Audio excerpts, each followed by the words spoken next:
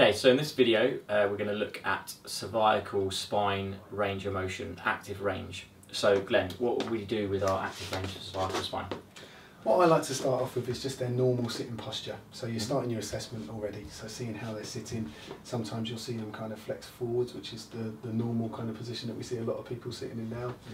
The reason I start like that is because then we can correct it. Yeah. So if we take, for example, flexion extension, so if we get PJ to bend his head down, yeah, and up, he's got full range there. You might find if he was flexed forwards, as he comes down, he gets more stress and more tension and more stretching on the back. And then if we correct this posture and then flex forwards, you might find his symptoms change, and that can give you an indication that there's a postural component there. Yeah. Same with all of these movements. So if we started with flexion, if we look at extension, so looking up at the ceiling, it's quite good to come behind for this one. So I generally tend to look at the movements from the back, but obviously we were discussing before the video, you can look at from front, side and back. Yeah, I think you get different information from different angles, so it's good to have just a wander around and look at different areas.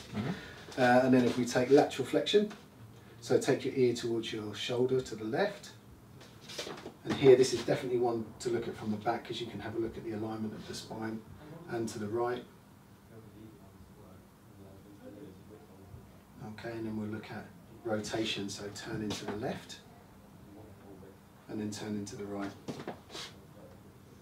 Obviously with all of these things you're looking for symptom reproduction, fluidity of movement, quality of movement, range of movement, how far they're going, all those three main things really.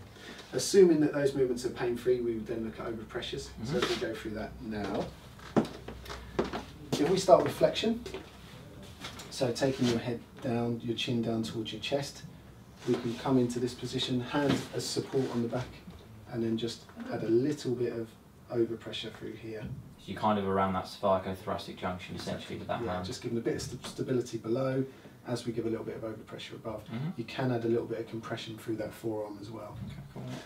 With extension, looking up, here again I'm going to take one hand under here and one on top, and I'm just going to add a little bit of overpressure, again with a little bit of compression. Now you wouldn't do this on any movement that was painful. Yeah. So this is to clear the movement basically. Yeah. With the rotation, so if you turn towards me, what I'm going to do now, I'm going to take my hand, I'm going to block on the chest with my forehand, and then I'm going to stabilise with my other hand here to stop the thoracic spine rotating. And I'm just going to add a little bit of rotation through here. Then I'm going to come up on the head, same thing.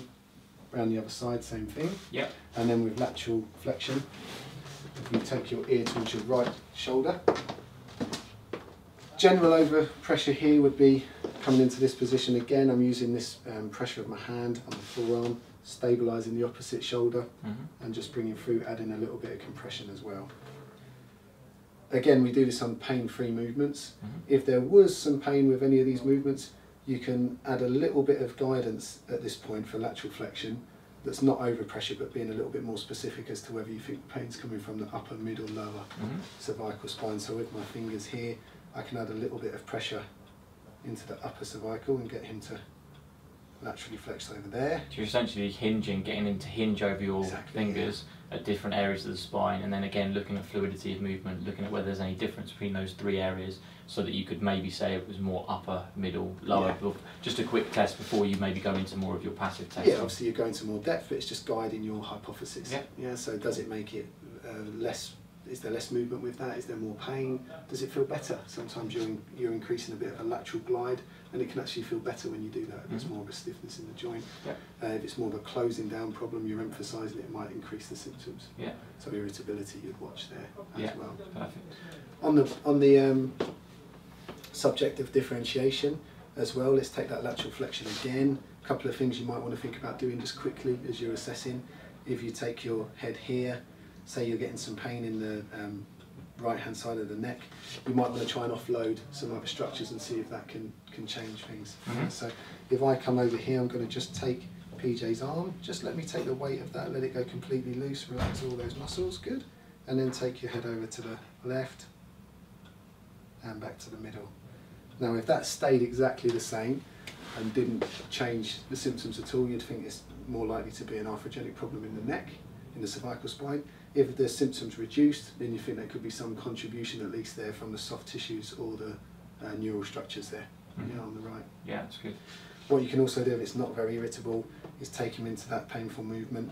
Just extend your arm for me, just bring your wrist back, you're putting on a bit of a neural tension. So obviously we'll go into the upper limb tension test in more depth, but this just gives you a little bit of a guide. Yeah, I think what's nice about that as well is that while you're doing your active range, it's just really quick tests that can start to give you that differentiation, and again guide your further objective assessment as you're going along. You're constantly kind of creating or changing that hypothesis as you're going based on your subjective, and I think that's really nice just to kind of, as you're going through, do those things that makes a big difference. So you should in theory have a hypothesis as to whether it's more arthrogenic, myogenic, neurogenic, and then again going back to what we said initially, if they're sitting with really poor posture, if you can improve their posture with a little bit of tactile feedback here and then reproduce the movement, again if that improves the symptoms, then you've got a postural component as well. Yeah, perfect.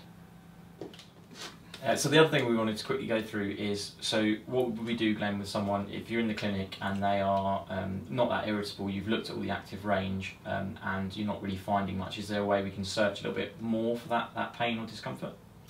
Certainly, yeah. I think the key part to remember here is what's aggravating them. Yeah. So is it laying in bed and reading, or is it on a laptop on their knees in bed for hours at a time that's going to bring that on? If so, then you need to try and reproduce that kind of movement pattern. Is it something where they're painting a ceiling and they're continually looking up? What is the movement that's aggravating them? Yeah. So obviously we're not going to get them to work on their laptop for an hour at a time or to start painting the ceiling, so we need to try and reproduce that. So if we take extension for example, what you can do, similar to your lumbar spine where you've got your your combined movements to emphasise the joint a little bit more, you can do that in the neck. Yep. So if we're, for example, getting right-sided neck pain that comes on with prolonged extension, you've done all your active range, there's no pain from that because you've only done it a couple of times. You can either do some repeated movements, so get them to do it 10 times, so they're continually doing that. You can add a little bit of overpressure on, or to really emphasise that joint, you can bring on extension, so looking up, and then you can emphasise a bit of right-sided lateral flexion, even a little bit of rotation as well. Yeah, so essentially like a quadrant position really for the cervical spine. Yeah, and then you can add a little bit of compression through there also to see if that brings it on. Great.